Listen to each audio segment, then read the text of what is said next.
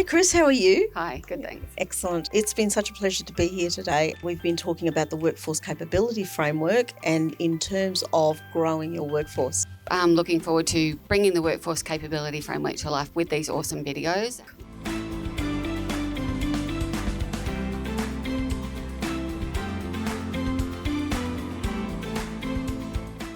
So we were just talking about locating yourself, locating your role in induction and being able to see how your piece of the work contributes to the broader work of the organisation, and how the work of the organisation and your role contributes to the broader integrated response work and in the community work.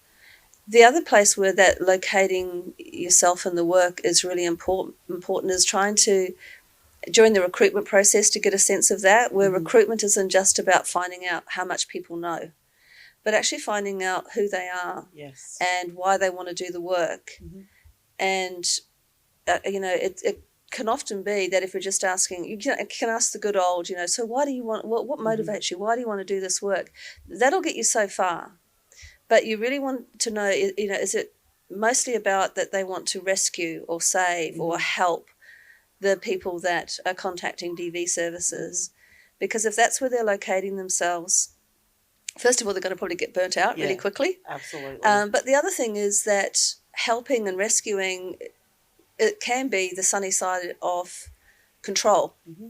And we're working with people that are already controlled, some to within an inch of their lives, and oppressed. And the last thing that we want to do is be doing anything that further controls or oppresses them. So I think that thinking about that, how do we do work in a system that can oppress without oppressing? Absolutely. And getting to the bottom of that in recruitment and through the induction process, I think is really key. I think the three legs of the stool with recruitment are really, you're looking for competence, passion, and do they have a sense of people? Absolutely. Now, the competence, we can hopefully train and supervise and improve those skills and knowledge.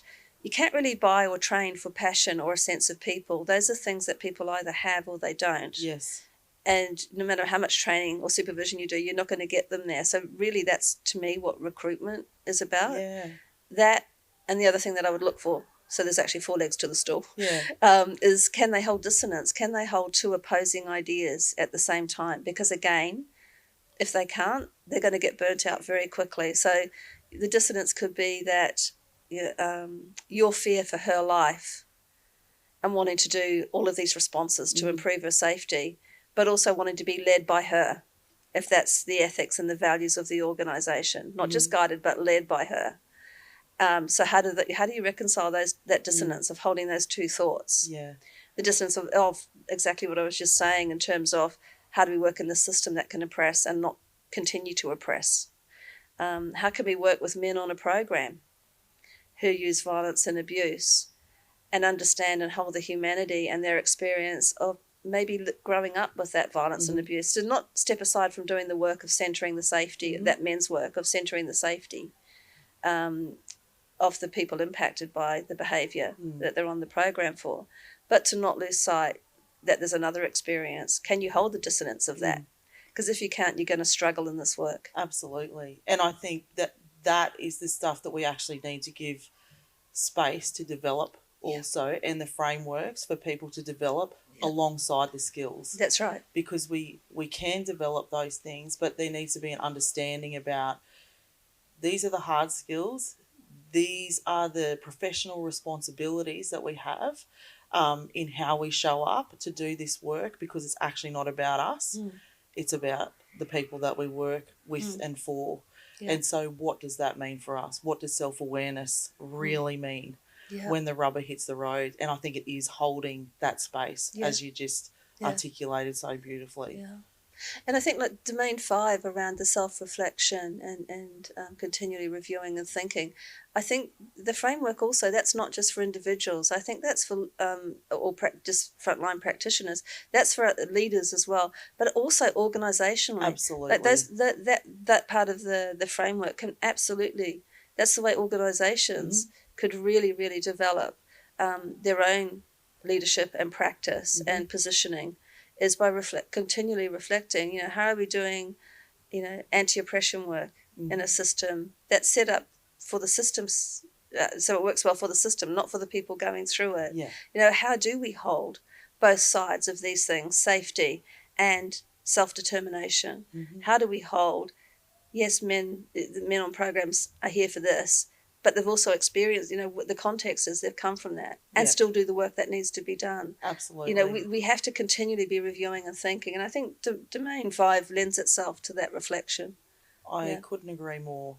Reflective practice happens at all levels and with every role within our sectors. I think, there's individual reflective practice, but that cannot happen without the support and the context that's created by teams, organisations, and supported in a way that, is also constantly thought about critically.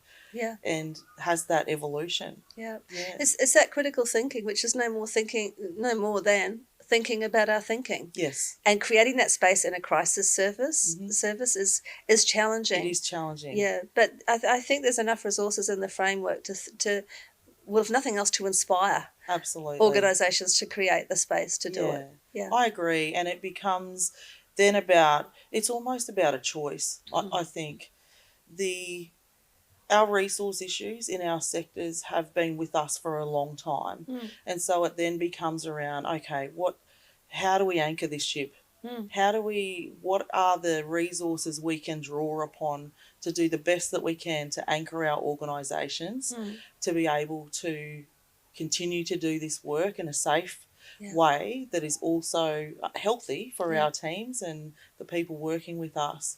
And I think the capability framework is absolutely one of those tools we can draw upon to do that. And obviously advocacy and all of those the work that we do to lobby for more funding and better resources go on. Yep. But we need to do what we can in the meantime. Yeah, with what we have. Yeah, Yeah, exactly. and then do the best that we can. I 100% agree. Yeah.